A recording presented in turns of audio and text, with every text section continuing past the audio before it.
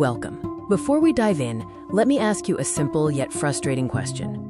Why does it feel impossible to afford a home, even when you're doing everything right? You save, you budget, you work harder than the previous generation ever had to. Yet, every time you check the housing market, the goalposts have moved again. It seems like the American dream of homeownership is reserved only for the ultra-wealthy.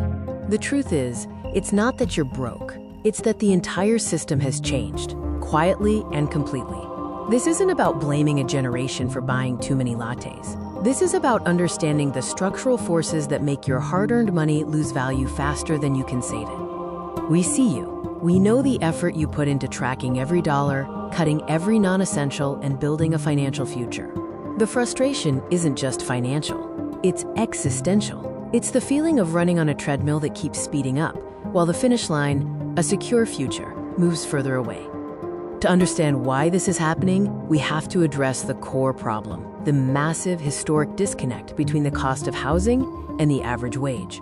For decades, the price of a home was tied somewhat rationally to local income levels. That relationship has been utterly shattered. House prices are not just rising, they are skyrocketing. Here's the clearest way to see it.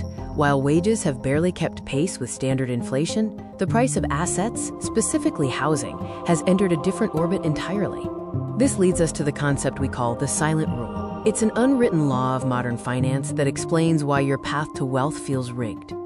The silent rule states that the system is structurally designed to favor those who own assets and to penalize those who only hold cash. The first mechanism of the silent rule is the era of ultra-low interest rates. When money is cheap to borrow, investors flood the market, using leverage to buy up finite assets like housing. It's not just individuals bidding up prices. Giant institutional investors, armed with billions in capital, are treating housing not as shelter, but as a pure financial instrument. And even the act of buying a home is a financial product, not a simple transaction.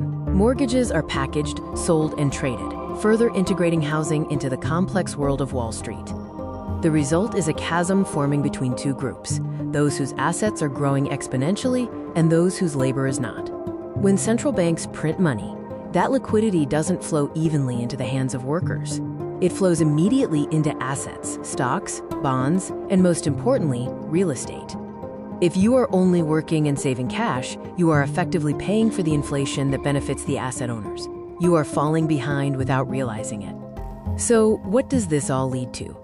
A feeling of deep, fundamental unfairness. We often look at the economy and say, this system is broken.